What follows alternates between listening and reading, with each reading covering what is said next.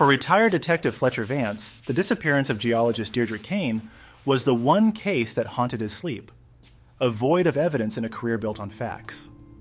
Now, years into a quiet retirement, a young hiker walks into the local station with a glass jar found by a riverbank. The moment Fletcher hears the name on the worn label, the cold case file blows open in his mind, and the failure that defined his last years on the force becomes a final, consuming obsession. What follows is a story of a secret that lay dormant for over a decade, unearthed by chance, and brought to light by a man who refused to let a ghost rest. Before we begin, if you find yourself drawn to mysteries where the truth is buried just beneath the surface, consider subscribing to our channel for more stories like this one. The phone call came on a Tuesday, interrupting the familiar hum of Fletcher's wood lathe. He was turning a piece of Oregon myrtle wood, the shavings curling away in fragrant spirals, his mind blessedly empty. Retirement had been an exercise in forcing his mind to be quiet. For 40 years, it had been a relentless machine, churning through facts, timelines, and the dark patterns of human behavior. Now he preferred the simple logic of wood grain and the satisfying finality of a well-sanded bowl. Fletch, it's Miller. The voice of his old partner, now Sergeant Miller, was a jolt from another life. "Still holding down the fort, Dave?" Fletcher said, wiping sawdust from his hands. "Don't tell me you're calling for woodworking tips." There was a pause. "Something came in. I think you'll want to see it. A hiker found it down by the Clackamas near the old Granite Creek Trail." Fletcher's hands went still. He knew that spot. Everyone in the department knew that spot. "Don't waste my time, Dave. If it's another backpack or a water bottle, I'm not interested." "It's a sample jar, Fletch. Glass. Sealed. With an old university label on it." Miller's voice dropped. "The name on the label is Deirdre Cain." The myrtlewood bowl suddenly seemed frivolous, a pointless distraction. Deirdre Cain, the name echoed in the quiet workshop, a ghost he had never managed to exorcise. The geologist who, in the fall of 2003, had walked down to the river to collect sediment samples and had simply ceased to exist. Her truck was found parked at the trailhead, keys on the floor mat. Her campsite was neat, her tent zipped, her sleeping bag rolled. The only thing missing was Deirdre herself. The official theory, the one Fletcher had been forced to sign off on, was that she'd slipped on the mossy rocks, been swept into the treacherous current, and carried out to the sea. They'd searched for weeks. The river gave back nothing. No body, no gear, no answers. It was a clean case with an unclean ending, a file closed with a question mark. It was his failure. "I'm retired, Dave," Eddie said, but the words felt hollow. "I know. But you were the last one to really care about this one. Just come take a look, for your own peace of mind." Peace of mind was a currency Fletcher had been short on for 11 years. He killed the power to the lathe, pulled off his dusty apron, and for the first time in a long time, drove toward the station not as a civilian, but as a detective who had just been handed the end of a string he thought was long since buried. The jar sat in the center of an evidence table, stark under the fluorescent lights of the interview room. It was exactly as described, a standard-issue geology sample jar about the size of his fist. The label, typed on an old-fashioned demo tape, read, "D. Cain, Clackamas River Sediment, Site 4, Octi 12, 2003. The date was 2 days before she was reported missing, but it was the contents that held Fletcher's gaze. It wasn't the light brown silt or dark river mud he expected. The jar was filled with a dense, dark gray, almost black substance. It was gritty, heavy-looking, and utterly wrong. "The hiker said he found it half buried in the mud right at the water's edge," Miller said, standing by the door. "Said the recent low water levels must have exposed it." Fletcher leaned closer, his detective's mind, rusty but still functional, beginning to turn. The lid was screwed on tight, a wax seal still partially intact around the rim. Deirdre had been meticulous, but she would never have collected this. This wasn't natural sediment. "What is it?" Fletcher murmured, more to himself than to Miller. "We don't know. Looks like ash, maybe, or some kind of industrial byproduct, but there's no industry for miles up that river." Fletcher straightened up. "It needs to go to the state lab. Full workup. DNA, chemical composition, the works. And I want to see the original case file.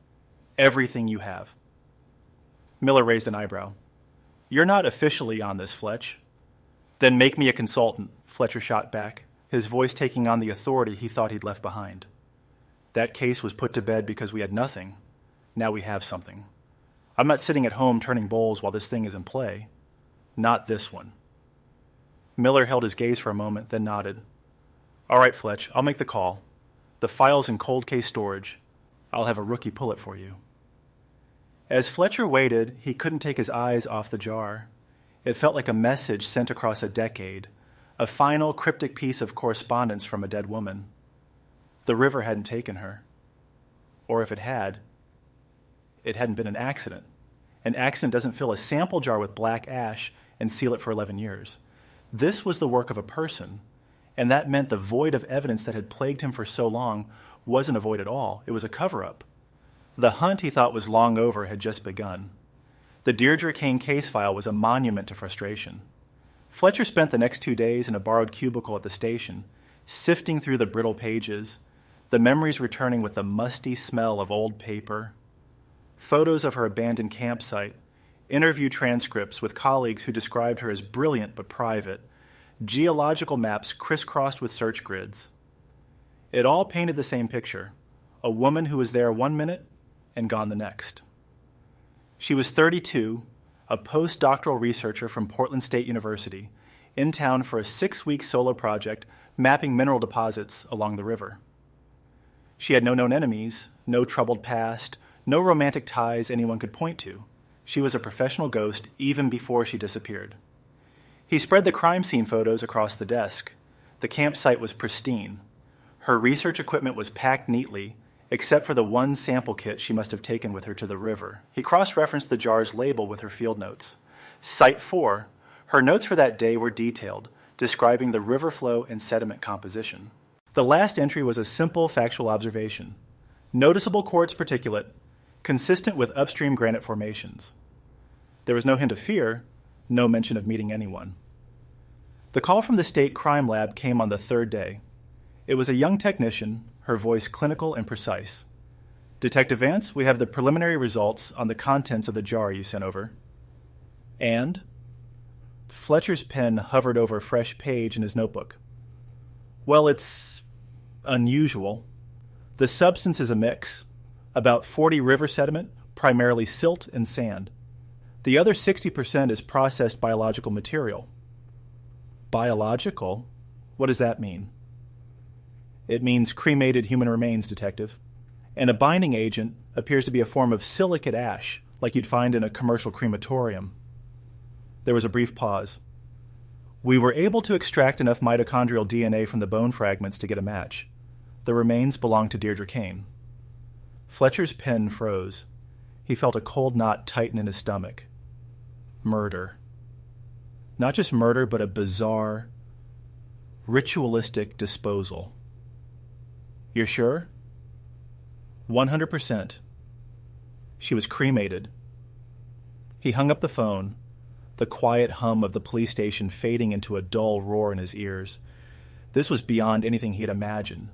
Why would a killer go to the trouble of murdering someone, cremating the body, and then returning the ashes to the scene of the crime in the victim's own sample jar? It was a puzzle with pieces that didn't fit. It was either the work of a deranged mind, a calculated message, or a desperate, flawed attempt to create a new narrative. He pushed aside the photos and the maps. The original investigation had focused on the where. Now, he needed to focus on the who. And in a small town, the first place to look for someone who could make a body disappear with fire was the one place that did it for a living. The next morning, Fletcher drove to Croft Family Funeral Home. It was the only one in the county, a stately Victorian building that had been run by the Croft family for 3 generations. Anselm Croft, the current proprietor, was a man who seemed born for the role. He was in his late 50s with a calm, somber demeanor and a voice that was perpetually soft and respectful. Fletcher knew him casually, as one does in a small community, but had never had professional dealings with him. He walked in under the pretense of making his own arrangements, a grim errand that provided the perfect cover.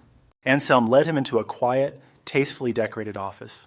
"Fletcher," Anselm said with a gentle nod, "it's good to see you, though I wish it were under better circumstances.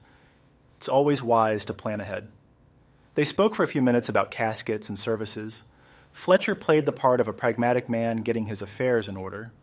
Then he steered the conversation. Being back in this town, you start thinking about old stories, old tragedies.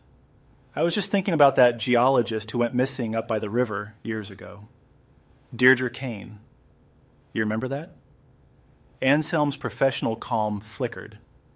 It was a micro-expression, a brief tightening around his eyes, but Fletcher saw it. Yes, of course, a terrible thing. Such a shame. The river can be unforgiving. "We found something of hers recently," Fletcher said, watching the man's face intently. "A sample jar." Anselm's hands, which had been resting calmly on his desk blotter, clasped together. A faint tremor ran through his fingers. "Is that so? After all this time?" "Remarkable." Before Fletcher could press further, the office door opened. A woman with sharp, intelligent eyes and hair pulled back in a severe bun stood in the doorway. She was Anselm's wife, Genevieve. Fletcher remembered her as a force in the community, head of the Historical Society, a frequent writer of letters to the editor of the local paper. "Anselm, the Jensens are here for their viewing," she said, her voice crisp. Her eyes moved from her husband to Fletcher, and a look of thinly veiled annoyance crossed her face. "Detective, I hope you're not upsetting my husband by digging up painful memories." "Just tying up loose ends, Mrs. Croft," Fletcher said smoothly. "Some ends are better left loose," she replied, her tone leaving no room for argument. "Anselm, they're waiting." Anselm rose, his composure restored. "My apologies, Fletcher. Duty calls. We can continue this conversation another time." As Fletcher left the funeral home, Genevieve's words echoed in his mind. Some ends are better left loose. It wasn't a casual remark. It was a warning. The tremor in Anselm's hand and the steel in his wife's voice told him he was no longer just visiting a local business. He was on the right path, and someone had just tried to put up a roadblock. Back at the station, Fletcher dove into Anselm Croft's life. On the surface, he was a model citizen, married to Genevieve for over 30 years, 2 grown children, active in the local church and Rotary Club. His financials were clean, his business reputation spotless. But Fletcher wasn't looking at the surface. He pulled bank records from 2003, a tedious process that required a new warrant and a lot of patience. After hours of scrolling through microfilm, he found it. In the 3 months leading up to Deirdre's disappearance, Anselm Croft had made a series of weekly cash withdrawals from his personal account. Always the same amount. $500. The withdrawal stopped the week after she vanished. It was a thread. A small one, but it was something. Why would a man with a stable income and a frugal reputation be pulling out $2,000 a month in cash? Fletcher then cross-referenced the withdrawals with Deirdre's records. He found nothing in her accounts, but a different search gave him his next clue. He looked into local clinic records and found that Deirdre had been a patient at a small mental health practice in town. The reason for her visits, listed on the intake form, was grief counseling. This struck Fletcher as deeply strange. Her file listed no next of kin, and her university colleagues had confirmed she had no recent deaths in her family. Who was she grieving? He drove to the clinic, which was now a yoga studio. He tracked down the retired therapist, a woman named Dr. Albright, living in a condo by the coast. She was hesitant to talk, citing patient confidentiality, but Fletcher's badge and the gravity of a murder investigation persuaded her. "I remember Deirdre," Dr. Albright said, her gaze distant. She wasn't grieving a death. She was grieving a life she couldn't have. She was in love with a married man, a prominent man in town. She felt trapped and deeply guilty. Did she tell you his name? Fletcher asked, his pulse quickening. Dr. Albright shook her head. Never. She only referred to him as A. She said he was a good man in an impossible situation. He was helping her financially, trying to set her up so she could leave town and start fresh somewhere else. He was terrified of his wife finding out. A. Anselm, the cash withdrawals, the impossible situation. Fletcher felt the pieces of the puzzle snapping into place. Deirdre Cain wasn't just a geologist studying the river. She was having a secret affair with the town mortician, an affair that had ended with her body being turned to ash and bone in his crematorium. The question was no longer just who killed her, but why. Was it a desperate act by Anselm to end the affair, or was it something else? He thought of Genevieve Croft's cold eyes and her warning, and he had a strong feeling that the terrified man in this equation wasn't the one who had committed the murder. Fletcher knew he needed more than a theory, he needed leverage. Armed with the bank records and the therapist's testimony, he secured a warrant to search the Croft funeral home, specifically requesting the crematorium logs and any off-the-books records from 2003. He arrived with Miller and 2 uniformed officers, timing his visit for late afternoon when he knew both Anselm and Genevieve would be there. He found them in the main office going over accounts. The sight of 4 police officers walking into their quiet place of business shattered their composure. Genevieve stood up, her face a mask of indignation. What is the meaning of this? We have a warrant to search the premises in connection with the murder of Deirdre Cain, Fletcher said, his voice level. Anselm visibly paled, sinking back into his chair as if his legs could no longer support him. Murder? They said she drowned. She was cremated, Anselm, Fletcher said, placing the warrant on the desk. And we both know there's only one place in this county where that could have happened. He turned his gaze to Genevieve, who stood rigid, her expression unreadable. We're going to look at your crematorium logs. We're going to find the gap in your records from a night in mid-October 2003. That's when Anselm broke.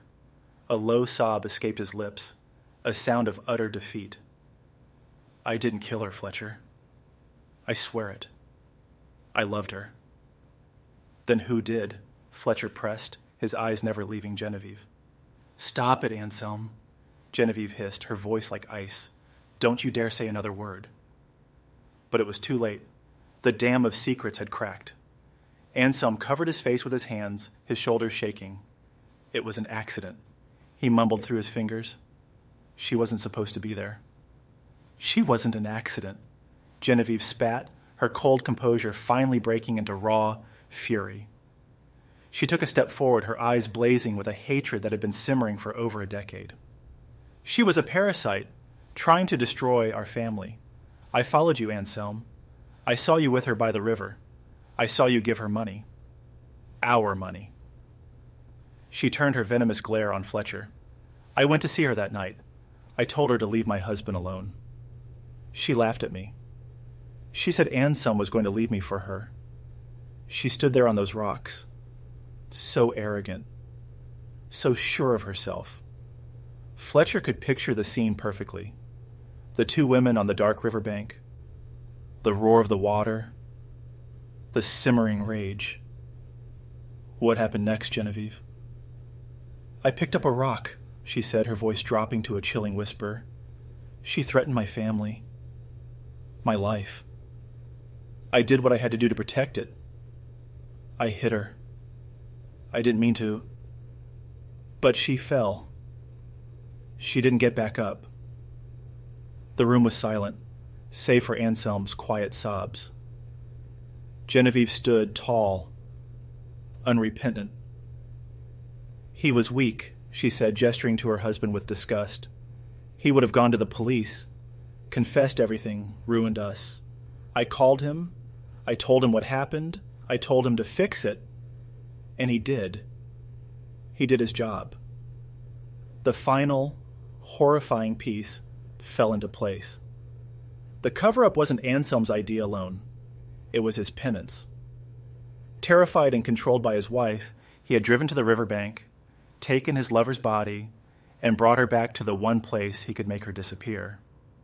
He had used the tools of his trade to erase the evidence of his wife's crime, burning away the body of the woman he loved to save the family he was trapped in.